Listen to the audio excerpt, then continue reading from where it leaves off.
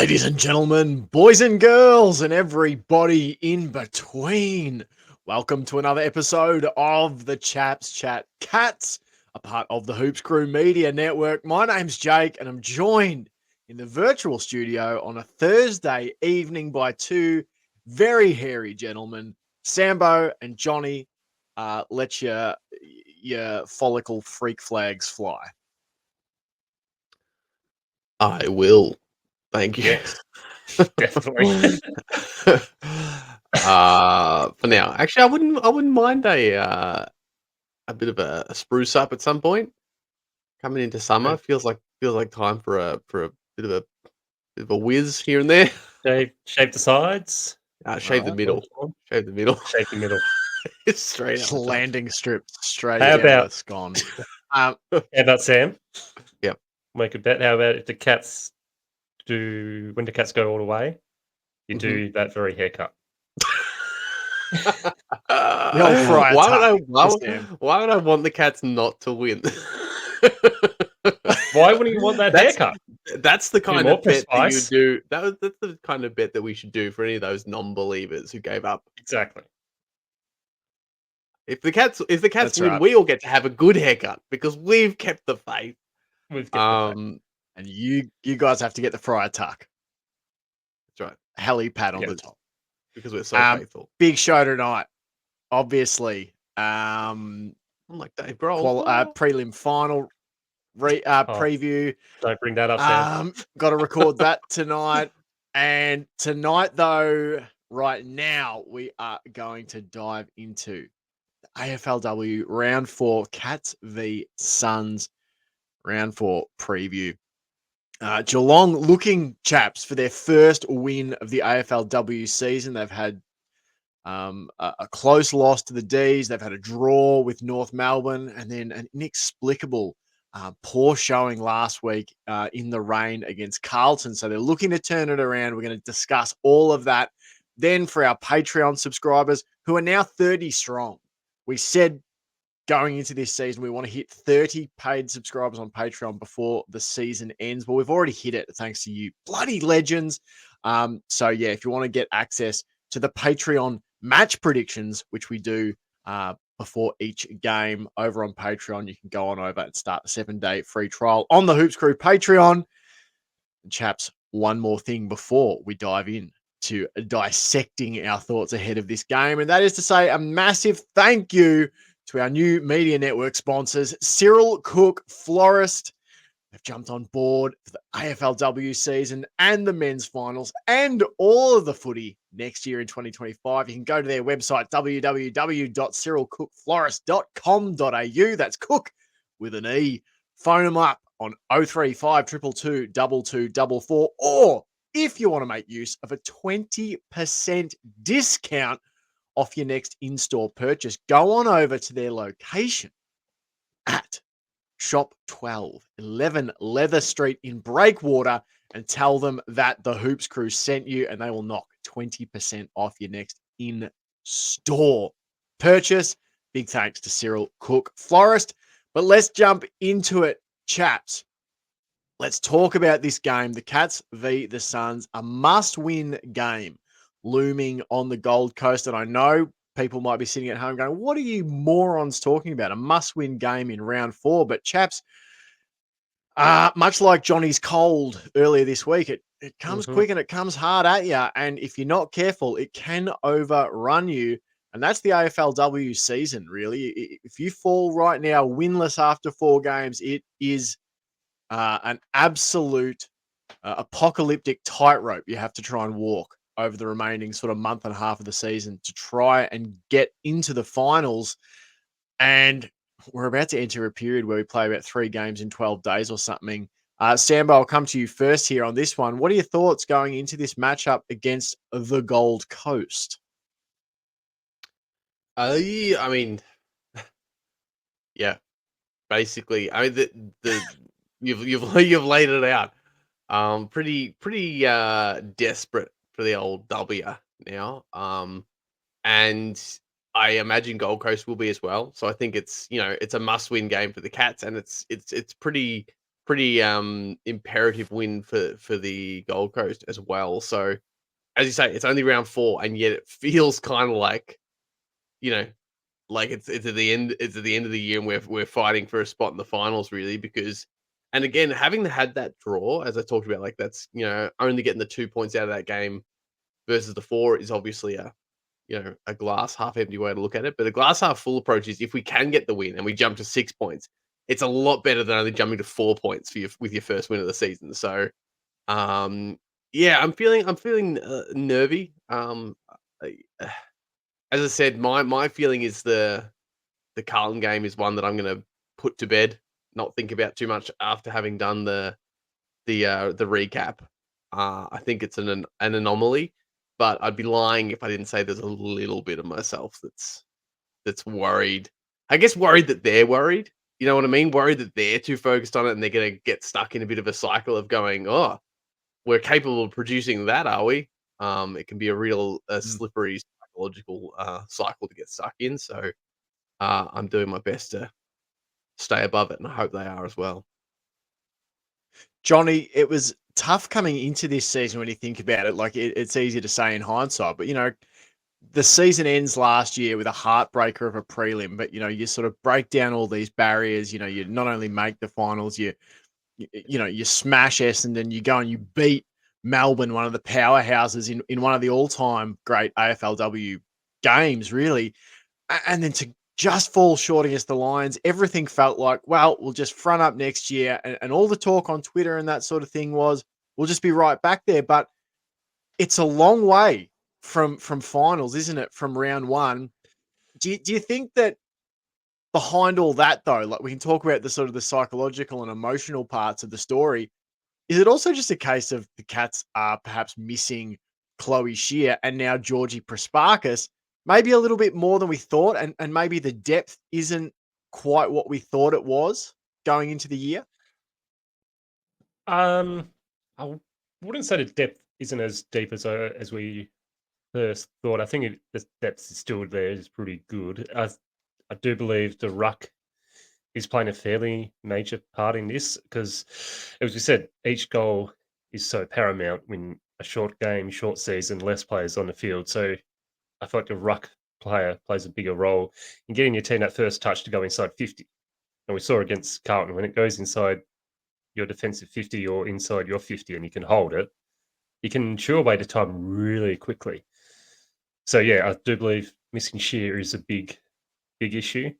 Georgie Prasparkas, I think we can cover her fairly well over a course of the game if the whole midfield work together. But I think the ruck is still one of the major issues that we're just lacking that first opportunity to get the good tap to our players, to Amy McDonald, Nina Morrison, Becky Webster, Georgia Rankin, anyone, whoever plays in the midfield. So I'll say it's more than the ruck that's really hurting us. And I feel like we really felt it against Carlton.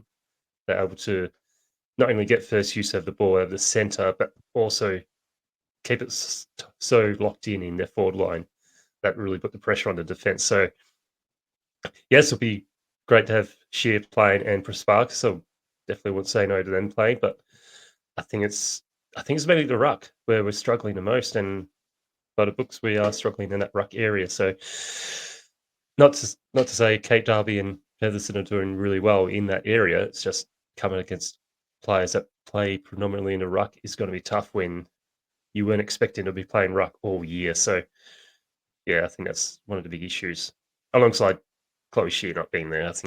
I think once she comes back in, we could see a bit of a change of getting it locked in there, getting the good marks, and getting shots at goal a bit more often, hopefully. Yeah. We talked about it on the recap pod, about how the Cats, like it was a tough thing. They had sort of their two presumed, their ruck duo in Erin Hoare and Olivia Fuller. At least on the Cats website, it was announced very late in the piece that they wouldn't be a part of the team. Hoare through retirement and Fuller through pursuing other career opportunities. That didn't come till sort of, I think May and June on the Cats website. So you just think back to that draft and how tough it is. Drafting in December, your season doesn't start till August. it makes it tough. And we really talked about it, that, it's not a ding, like you said, against Kate Darby or Gabby Featherston, who are trying to get the job done. But that's not their primary position, and we saw such a massive lift. I don't think it's a coincidence now when you look back that our best AFLW season came in a year where we had Erin Hoare averaging 20 hitouts per game, the highest, I believe, in any Cats AFLW season. So talking about players and lineups, etc., let's talk about team selection. Chaps. Now, there's been a couple of changes. The Cats have pulled a couple of levers. We've got Abby McDonald and Brooke Plummer making way for Caitlin Thorne on debut, the former Box Hill Hawk, and Georgie Rankin back into the side. What do you think about this, Johnny? We've got a former Hawk coming in. Obviously, we lost Tamara Smith, the tackling machine, a few seasons ago to the AFLW Hawks. We pinch one back in Caitlin Thorne. Excited to see her debut, and also, like, what do you make of the outs? I'm keen to get Sam's thoughts on Georgie Rankin, because I know she's one of his favourite players. But what are your thoughts on the Caitlin Thorne debut? Do you like it? And if you've got any thoughts on the two outs as well. Yeah, I do like the idea of Caitlin Thorne coming in to play the first game.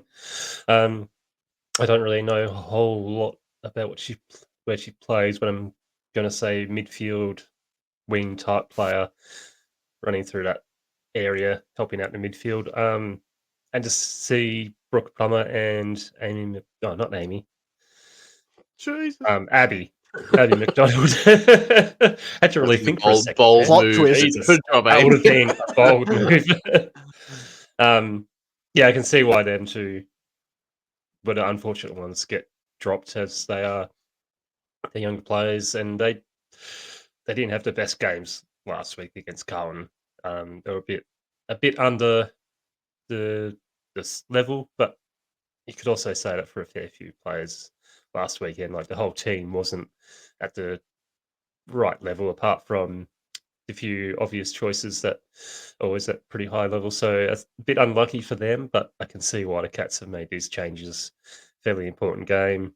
Another one on the road, so possibly just a way to give them a bit of a rest. And who knows, they may not be able to travel 3 weeks in a row because of work commitments or something. There could be other reasons why they were dropped. So, yeah, it makes sense to me. Hopefully, Caitlin Thorne can come in and bring some excitement and good effort into this team, and hopefully gets us somewhat close to winning this game. Yeah, absolutely. Just I think you've hit the nail on the head there, Johnny, with your stab at where Caitlin Thorne sort of plies her trade. Cat's website has her listed as a dynamic player who can play both through the midfield and across half back. Spent the past 2 seasons playing with Box Hill in the VFLW, averaged 16 disposals and 7 tackles per game, with a strong ability to run and carry. So very exciting. And I know the is it Soar to New Heights? Why have I forgotten their name? Soaring to New Heights. I think if you can find them on HFC Soar on Twitter. But basically, another podcast, a Hawks fan cast, they definitely tweeted at us saying, you guys have got a gem in Caitlin Thorne off our list. You'll be glad to have her. So I take their recommendation pretty highly, to be honest. They know their stuff over there.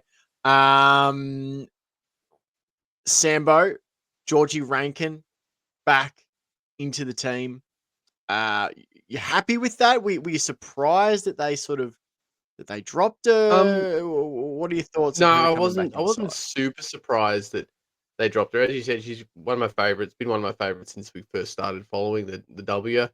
And I feel like she had looked a little off the pace at the start of this season. Like, to sort of be brutally honest, like, I think, and she's part of that leadership group. She got a lot on her shoulder. I think it's not super surprising sometimes, and it's easy to look over that. Sometimes everything else around the game it can take over your focus and your sort of energy. So I'm 1,000% speculating here, but I did feel like, yeah, maybe she wasn't able to sort of just hit the ground in that first game with as much sort of oomph as she was hoping.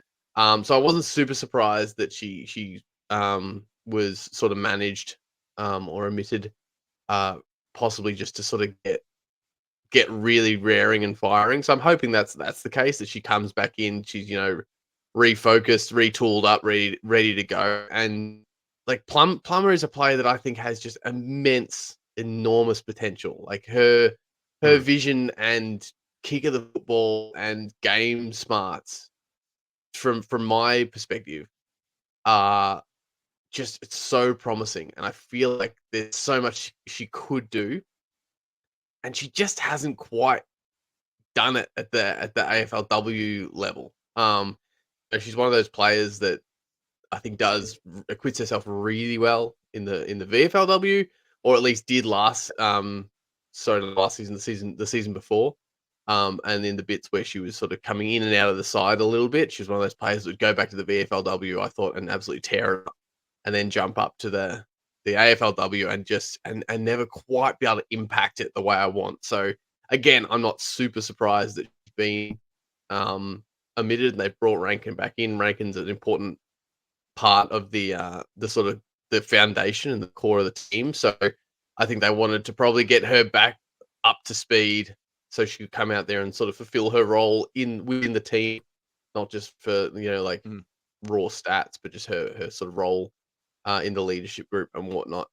I presume, I mean, that is assuming she's still in the leadership group. She certainly was last year. I suppose she may have shifted out, but it's my understanding. So this one makes sense to me. I think Plummer's another one that she'll just go and keep training and keep practicing her craft, and she will break into the team again in the future. And I hope when that happens, it's when she's really able to sort of demonstrate this stuff that we know she's capable of.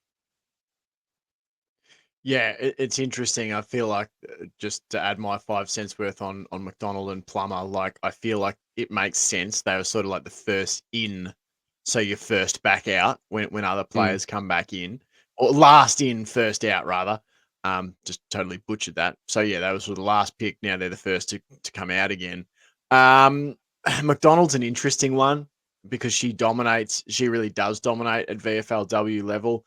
But probably just has struggled so far to find her feet at the AFLW side of things, and maybe even her role. Brooke Plummer, I don't want to sound negative here, but my read on it, having watched every VFLW game she's played the last couple of seasons, plus being so excited about her when she first came into the AFLW lineup, is that I honestly think that she, and maybe a couple of others, there's a risk of picking up some bad habits at the moment playing in that VFLW Cats lineup. They have been, really understaffed in terms of missing some of their best players. The back end of this year was absolutely freaking brutal, chaps. There were some bad losses, and there's just times where, at the VFLW level, sometimes all she, you just wanted to do is just win a ball, break away, and just slam it on the boot and get it long. That's not the style of game that the AFLW Cats are playing. It's more precision ball movement. And I just think you can see that tendency in her game at times of just like, it's like a habit that's been picked up from the VFLW. Like I remember when she came into our side, I remember watching her down at Ballarat, Sambo, against the Dogs, where she came in and just hit some beautiful raking long kicks off half back. And you're like, man, this looks like a player who's really assured in their footy. And I just wonder if there's a bit of a flow-on effect from playing in a VFLW side that's really struggled the last couple of seasons, and you can pick up some habits of playing in a side that's being beaten all the time. So yeah, I guess that's just something I've picked up. I think she's still, as you chaps have said, supremely talented, but I almost wonder if she might benefit from not playing a bunch of AFLW footy next year and just spending way more time around the AFLW group, and locking into that style of game. All right, let's move on to what we want to see. Sambo, coming to you here first. What do you want to see from the Cats in this game? I want to see the movement inside 50. So normally my tendency might be to go with the old buzzword, the structure and the delivery inside 50. But I think we do obviously need that, and we need the deliveries. We need the deliveries to be lower and more varied too. Like I think we've discussed this across the season in the men's as well. The idea that the way we were delivering it in can be effective, but not if you're doing it every single time. So I'd like to see some more varied approaches to the 50. Sorry, just to mute and get out a tickle in my, Well my throat done. there. Seamless. Seamless. So what I'd like to see is, we were kind of looking at that Carlton game and going, oh, the options aren't there, the delivery inside 50 isn't good, we can't keep it in there. But I think the thing that I didn't maybe mention in the recap, and I don't think it is just the stagnant nature of the 50. So if you're gonna bang it in there long, if you're gonna look for a lead, however you're gonna go in there, there's got to be movement. There's got to be movement around creating holes, like drawing defenders, creating options. And if you're not the option they go to, you've got to at least create the hole for that ball to be brought down into. Sometimes we're talking about Maloney and how she hasn't been clunking those marks and that. And I don't think that's as big a problem if our ground ball gets after that are on song. Like I think she can, a bit. Neil's a little bit the same as well. And I think even Parry was similar when she had just first come into the side. There's this sort of sense of like, oh, if she could just hold it a little bit. I think sometimes we overweight the importance of actually clunking that mark. As long as you've got that sort of that scrimmage and that skirmishing mentality in the forward 50 to lock it in and pick it up. So that's kind of what I want to see. It's not really anything structural. It's not really anything skill based I'm talking about. It's just a bit more movement, a bit more life in that 50. I like it. Johnny, I like going to it come too. to you here. I'll vamp while you have your cup of Um, tea. What do you want to see from this game? It was going to be very similar to Sam, but I'm just going to move away from that, go a bit more average, just your usual thing that we want to see, and that's just applying the pressure Mm. and not letting Gold Coast apply the pressure that Carlton applied the pressure on us. I like to see us reverse that and put Carlton under immense pressure and not just trying to absorb it, but really put it on them to have them make the mistakes and not have us make all those mistakes we made early against Carlton.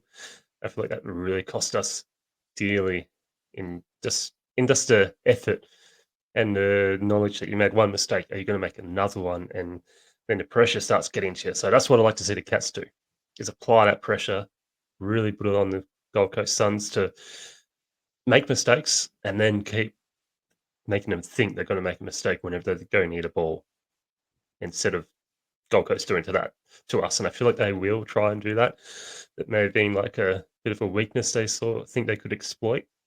And I would like the Cats to make them think they could do that and then turn it on them and get them off guard and really pressure them and make them make all those mistakes. And then the Cats can go forward using the ball and their structure to get inside 50 a lot easier. So yeah, just better pressure and refuse to take the pressure as well. And I think the Cats, that we've seen them, they can do that. They can do that any game, any week. They're capable of it. They just got to make sure they don't succumb to the opposition pressure first. I like it. I'm going to go with. I just want to see a big game from Megatron McDonald. Probably looked a little bit out of sorts the first couple of weeks. I would say of this season, I don't think that's an unfair statement. So I would just love to see a really confident performance from the captain. I think that she's still capable of great things. Love to see a big early intercepting mark, outpoint an opponent. But yeah, just across the four quarters, would just love to see her look back to something resembling her best and most confident.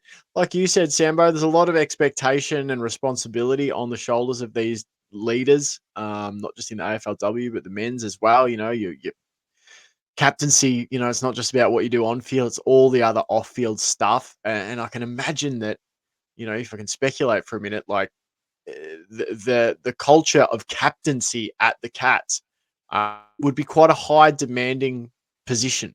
They have a lot of stuff they need to take care of. So the stuff I'd like to see her take care of on the weekend is just a massive performance that makes you go, there it is. There's Megatron dominating that back 50. And I think that will also go a long way to helping Claudia Gunjaka out as well. I think when you have those two operating in tandem, it becomes really hard for the opposition to get off the hook inside 50. Well, we are off the hook. Yes, John. I've just got one more You thing I reckon? want to mention. I just noticed tonight while I was looking through the fixture of the AFLW, Yes. there's 11 Yes. games being played by each team this year in 10 rounds. There is. There is. I hadn't noticed that Correct. until today. Obviously, I That's looked at because the we've got fixture rounds extremely 6A well. and 6B. Yeah. 6A and Thank 6B. you. Like I said, we're about to enter a period where we play like 3 games in 12 days. I mean, it's ridiculous. We had footy on Yeah. Tuesday night. Someone said, and I can't remember which team it was, they completed their game and then 24 hours released their team selection for the next match. So it's honestly a That bit would of a be joke. To be Collingwood perfectly and frank. West But Coast. Yeah. it's nuts. It's Insane. bizarre. All right, let's get out of here. We're going to duck over to the Patreon part of the show, do our Patreon match predictions. If you want to join us for that, go on over and start your 7-day free trial. Until then, go Cats! Go Cats. Go Cats!